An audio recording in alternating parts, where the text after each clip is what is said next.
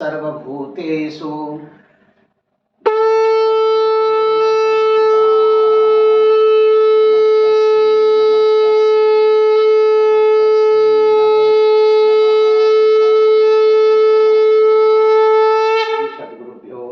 जय ब्रह्मदेव जय ब्रह्मदेव जय जय ब्रह्मदेव।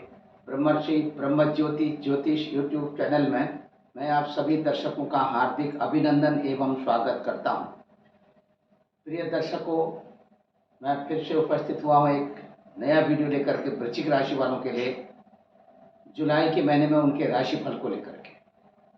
जुलाई का ये महीना वृश्चिक राशि वालों का कैसा व्यतीत होने वाला है और कहां कहां पर आपको कैसे कैसे किन किन वस्तुओं की प्राप्ति होने वाली है और कहां कहां पर सावधानी रखने की आवश्यकता है। शुरू से लेकर अंत तक आप हमारी वीडियोस देखें, सुनें। यदि अभी तक आपने हमारे ब्रह्म ज्योति ज्योतिष यूट्यूब चैनल को सब्सक्राइब न किया तो आप इसे जरूर सब्सक्राइब करें, लाइक करें और शेयर करें। जैसा कि ज्योतिष शास्त्र के विषय में बताया गया है कि यह ज्योतिष शास्त्र मनुष्य जीवन में, चराचर जगत में जितने भी प्राणी हैं उन सब प्राणियों में, मनुष्य जीवन में, इस चराचर जगत के इन सभी प्राणियों में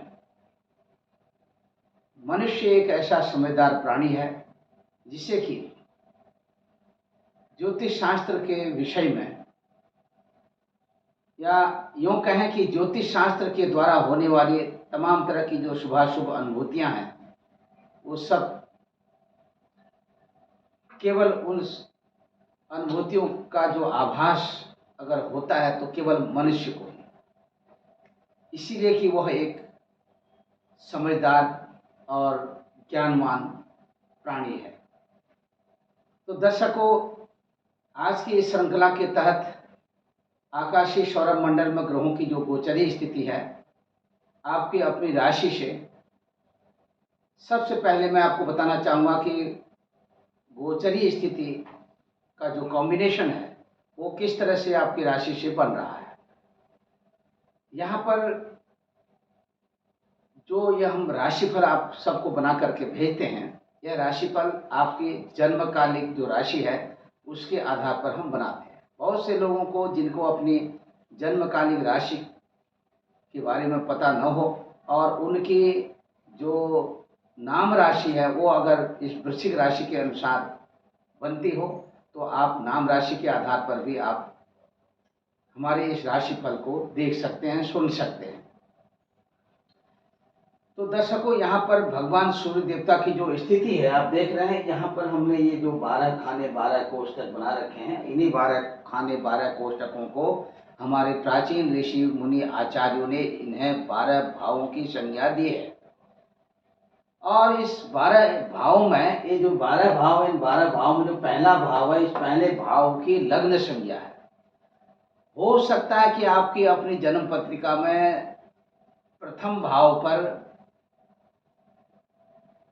ये 8 नंबर का अंक यदि लिखा हो तो आप की जो लग्न की राशि है वो वृश्चिक लग्न की आपकी जन्म पत्रिका है और आपकी स्वयं की राशि भी वृश्चिक राशि है।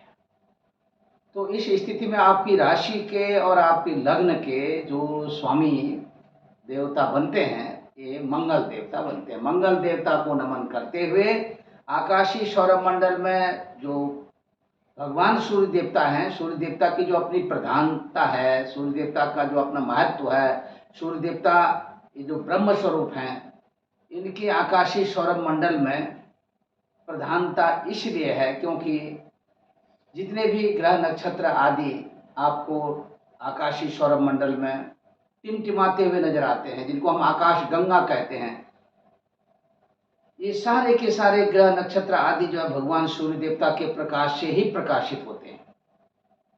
भगवान सूर्य देवता को ग्रहों का राजा कहा गया है, इसीलिए भगवान सूर्य देवता को ग्रहों के राजा होने के नाते भी उनका जो महत्व है, उनकी जो प्रधानता है वो अपने आप में बढ़ जाती है। तो दर्शकों, भगवान सूर्य देवता को नमन करते हुए यहाँ पर सूर्य देवता की जो स्थिति है मिथुन राशि पर, इस समय में भगवान सूर्य देवता 15 जुलाई तक के लिए मिथुन राशि पर ही बने रहेंगे और वर्तमान समय में जो ये मिथुन राशि पर संचरण कर रहे हैं आपकी अपनी राशि से अष्टम स्थान पर। अष्टम स्थान पर जब तक ये 15 जुलाई तक रहेंगे तो आपको सबसे पहले करना क्या है कि रोज प्रातः काल में उगते हुए सूर्य नारायण को जल दान देना है, यानी अर्घ्य देना है। अर्घ्य कैसे देना है? एक तांबे के लोटे में जल लेकर के उसमें रक्त चंदन और थोड़ा सा गुड़ मिला लें और केसर चंदन भी आप इस पर मिला सकते हैं। भगवान सूर्य देवता को आप उनके सम्मुख खड़े होकर के प्रातः काल में उगते हुए सूर्य देवता को प्रणाम करते हुए अर्घ्य उनको दें।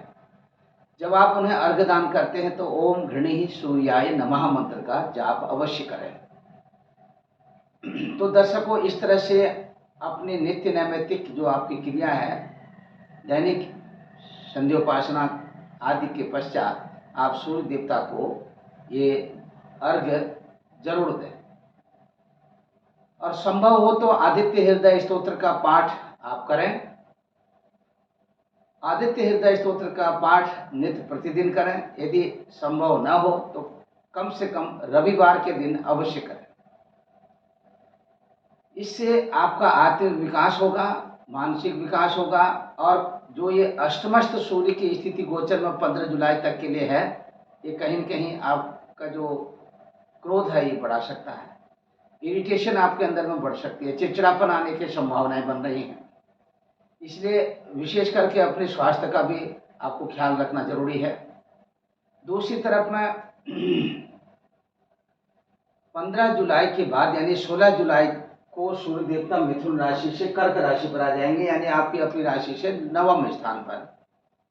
नवम स्थान पर जब ये आएंगे तो गोचर में ये जो समय होगा 16 जुलाई के बाद का, ये कहीं कहीं आपको अपने स्वयं में, अपने घर कुटुंब परिवार में, विशेष करके आपके पिताश्री के लिए यह समय बहुत अच्छा नहीं है गोचर में।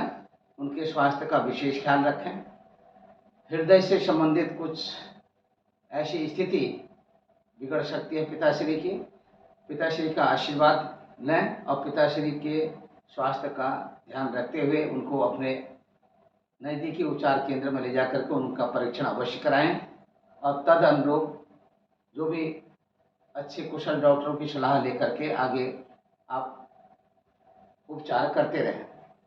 इससे बहुत अधिक फायदा होगा। और सूर्य नारायण की पूजा, सूर्य देव को जल, जैसा अभी मैंने बताया, वो सब भी नित्य प्रतिदिन करते रहें। दर्शकों, इसी के साथ सूर्य देवता की जो नवम स्थानस्थ स्थिति 16 जुलाई के बाद जो आएगी, यह स्थिति आपके अपने व्यक्तित्व के लिए, अपने निजी स्वभाव के लिए यह स्थिति थोड़ा सा अच्छी रहेगी।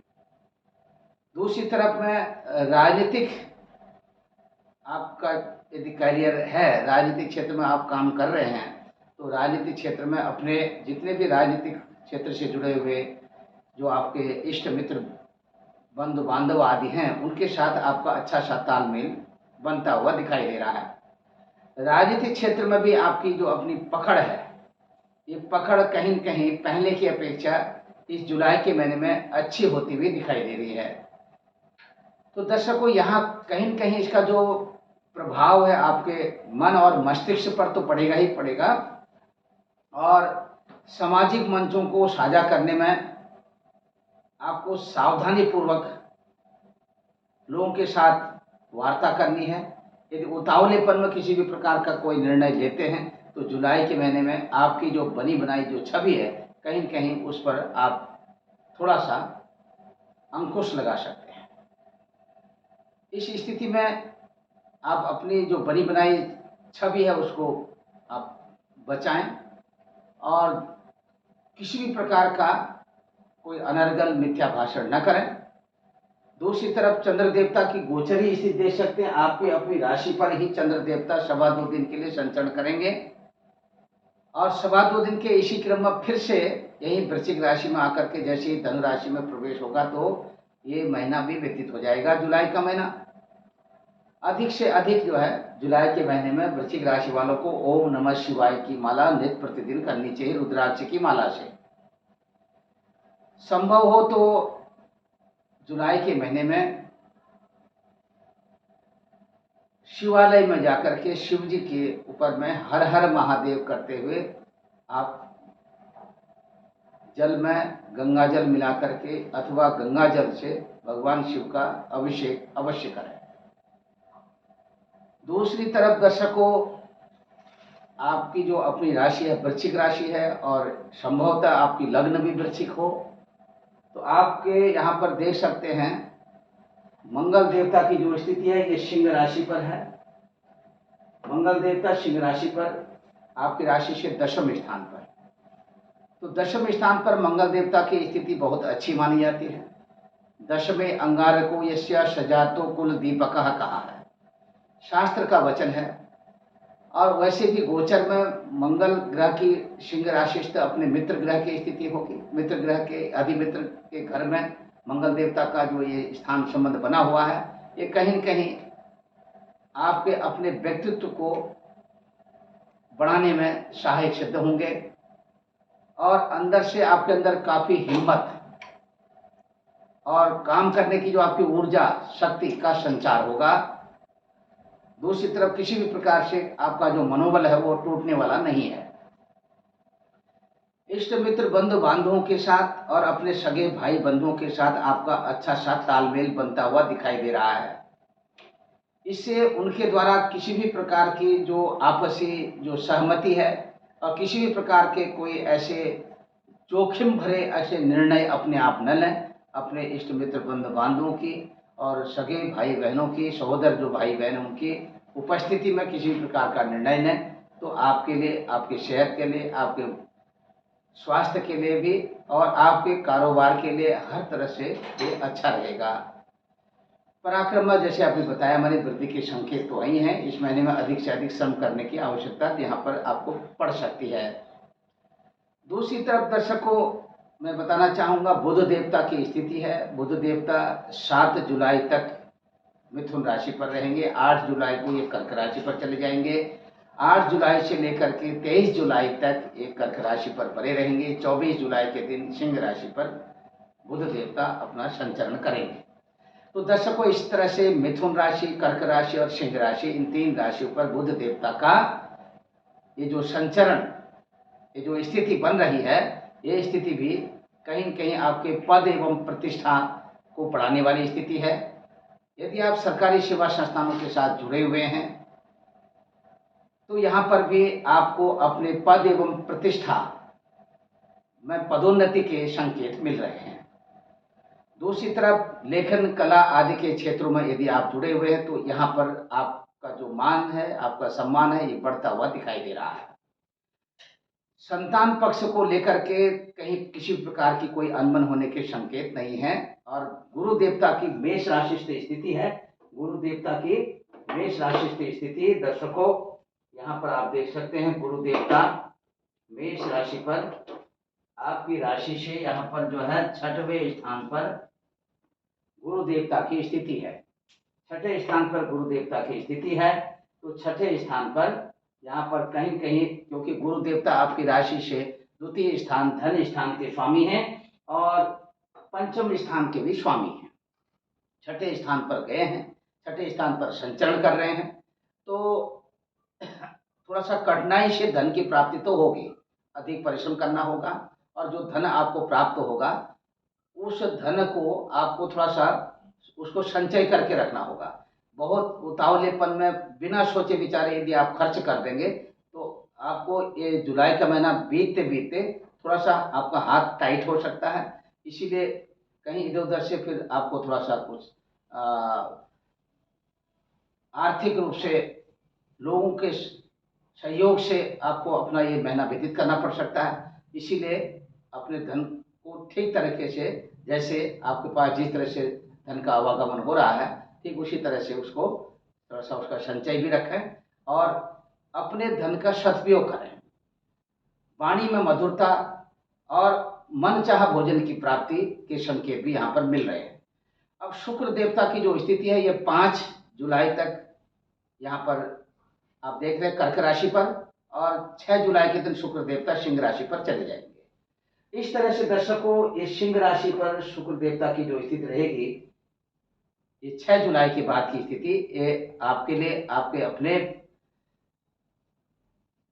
पिताश्री के लिए ये समय थोड़ा सा कुछ ठीक ठाक समय रहेगा। कोई इसमें ज़्यादा घबराने की आवश्यकता नहीं है। थोड़ा स्वास्थ्य को लेकर के पिताश्री को थोड़ा, जैसे अभी मैंने बताया था, थोड़ा परेशानी आ सकती है। तो दूसरा तरफ चलचित्र, सिनेमा आदि के क्षेत्रों में यदि आप कहीं संगीत कला के क्षेत्र में जुड़े हुए हैं, तो यहाँ पर भी आपका जो मान सम्मान, प्रतिष्ठा, पद एवं प्रतिष्ठा का लाभ अवश्य मिलने वाला है। आकस्मिक रूप से धन की प्राप्ति यहाँ पर बनती हुई दिखाई दे रही है। माता श्री के स्वास्थ्य को लेकर के यहाँ पर आपको थोड़ा सा ध्यान देने की आवश्यकता है। माता श्री का आशीर्वाद आपके साथ बना रहेगा। घर, भूमि, भवन, मकान, वाहन आदि के क्षेत्रों में किसी भी तरह का इन्वेस्टमेंट करना हो तो इस समय में आपको थोड़ा सा इससे बचना होगा। अच्छे समय का इंतजार करें, क्योंकि ये समय आपके लिए थोड़ा सा अनुरूप, आपके अनुकूल नहीं है। संतान पक्ष को लेकर के खुशखबरी के संकेत यहाँ पर थोड़ा सा बन रहे हैं। फिर भी अपने जो आपके पास संतान हैं ऑलरेडी, तो उनके साथ अपने आपसी संबंधों को लेकर थोड़ा सावधानी रखने की आवश्यकता है।